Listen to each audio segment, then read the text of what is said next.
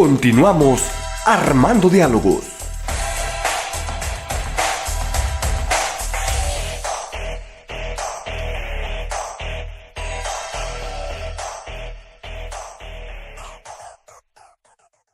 Oye, tocayo, nos desviamos demasiado. Queríamos entrar así como cuchillo caliente a la mantequilla de los acontecimientos contemporáneos y derivamos en otras cosas sobre Cataluña, en efecto. Pero es que teníamos que hablar de Cataluña y de Madrid.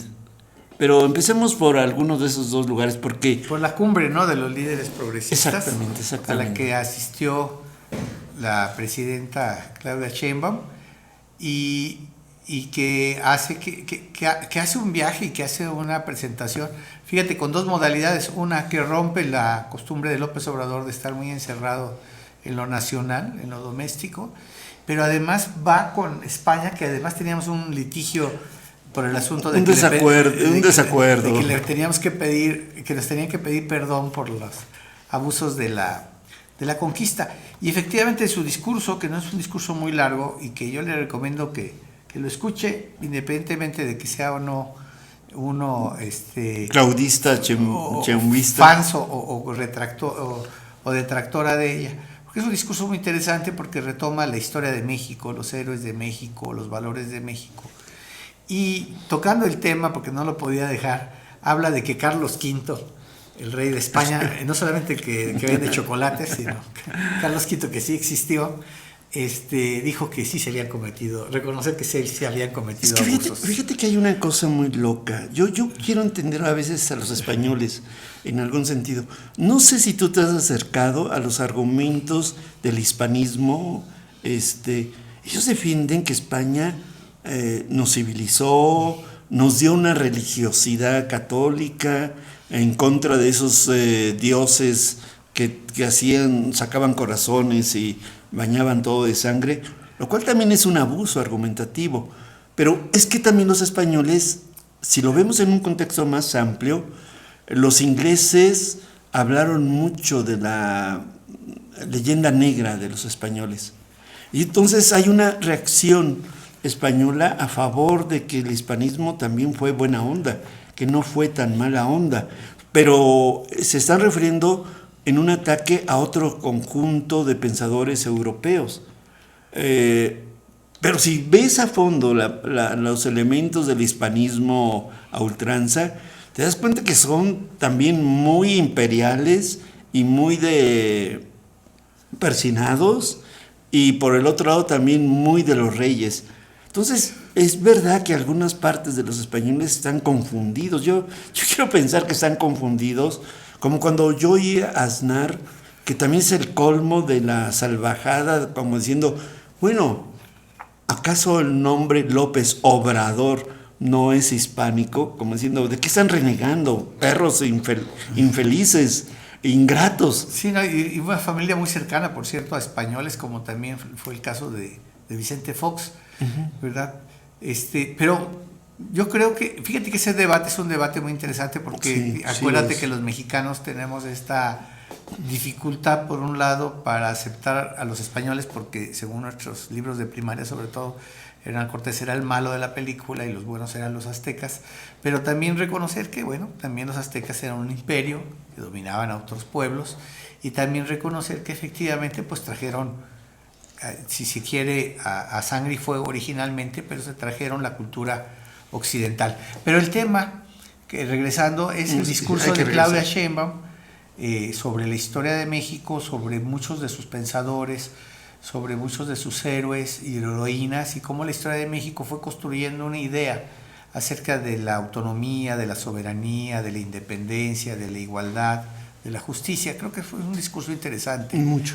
Y porque es muy nacionalista, más que tú lo decías, voy a adelantar a una opinión tuya, que lo decías, que no es tan ideológico, tan así como con conceptos políticos, de ciencia política, tanto por ahí.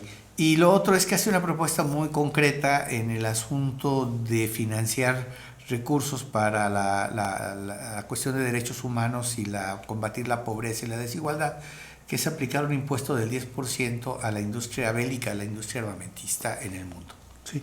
Sí, lo que quise decir, y qué bueno que te hace referencia a eso, porque yo mismo ya me quiero ignorar a mí, pasar por alto, es que no fue el discurso de la izquierda tipo somos materialistas dialécticos e históricos, ese razonamiento que en los años 70 nos invadió a todos nosotros y que éramos muy...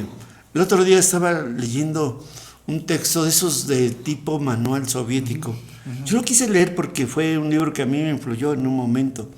Y un día lo vi muy barato y dije, lo voy a releer a ver qué tal, a ver qué siento ahora que lo leo años después. Y no, sí, pues era como de todo o nada, ¿no? Había una radicalidad. Y cuando oigo este discurso de Sheinbaum, pues no está haciendo una propuesta ideológica. Por ejemplo, mucho de la derecha en México dice de que Sheinbaum es izquierdista, que es marxista, que es socialista, pero justamente el mensaje que hizo no va en esa dirección. Incluso el argumento morenista nunca se ha calificado como socialista, sino reivindicando solamente la justicia social, por el bien de todos, primero los pobres, por decirlo así. Pero no hay una reivindicación así de que socialicemos los medios de producción, no lo hay, en realidad no lo hay. Nacionalizar, expropiar Ajá. todo, ¿no? Lo poquito que bueno, la defensa de la cuestión de la energía eléctrica, la defensa del petróleo, que obviamente hasta en nuestra Constitución está eso, y lo del litio, ¿no? Que es un elemento importante en la industria moderna. Pero esta cumbre de líderes progresistas fue convocada por el presidente de España, Pedro Sánchez, del Partido Socialista Obrero Español, que según las encuestas goza de cabal salud, es decir, que están muy altos y puede que sigan en el gobierno. Y Pedro Sánchez convoca pues a Lula da Silva, presidente de Brasil, a Petro, presidente de Colombia, y obviamente a Claudia Sheinbaum, que destaca también, hay que decirlo, porque es mujer, y bueno, pues eso es importante.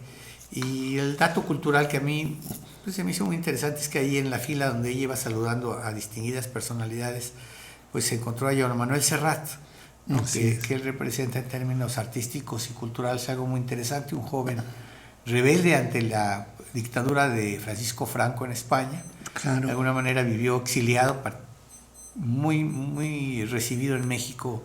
De alguna manera él hizo carrera en México, también en Brasil con Roberto Carlos y otros, pero finalmente logra él con sus letras y sus canciones reivindicar un mundo y rescatar mucho a los poetas españoles de la República y generar música con poesía, ¿no? Creo que ese saludo de Serrat y de Sheinbaum sí lo ubica en esa corriente del progresismo que va a contrastar, ahorita platicaremos, con el encuentro que hubo en Madrid.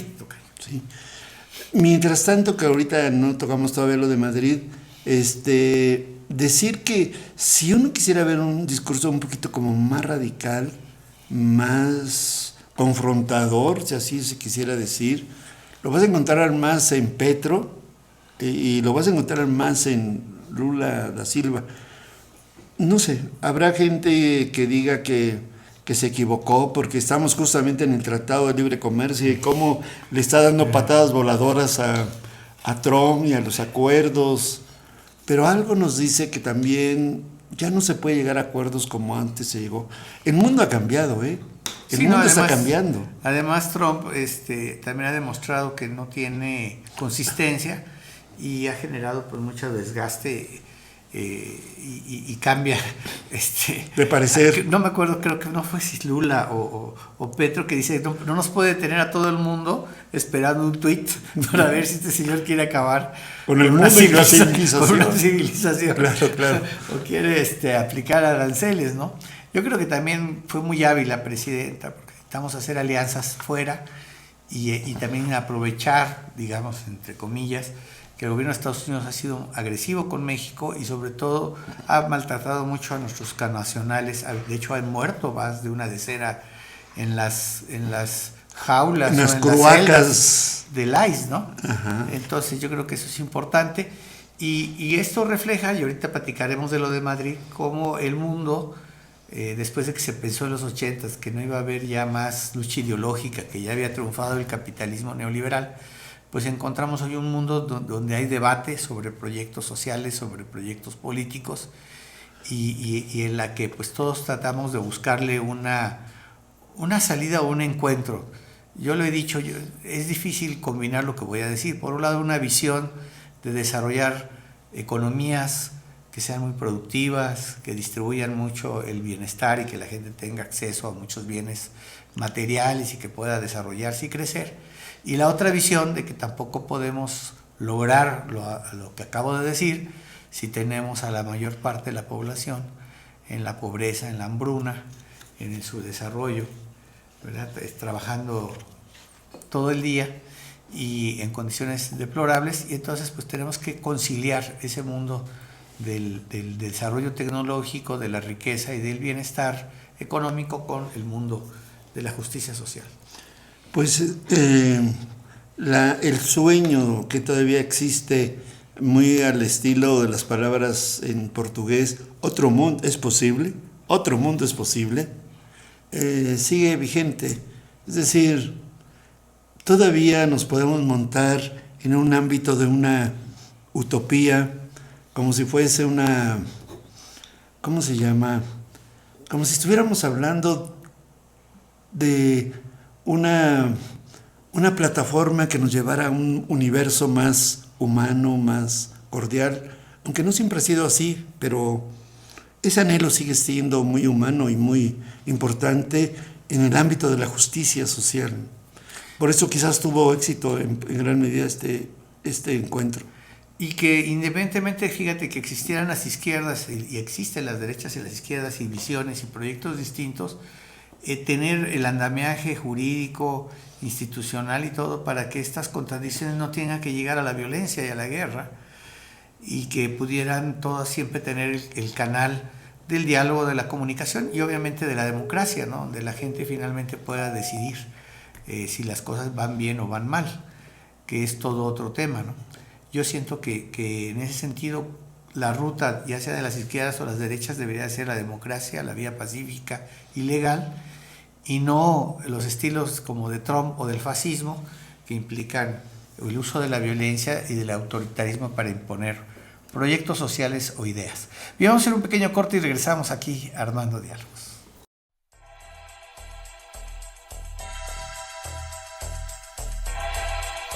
En un momento, continuamos.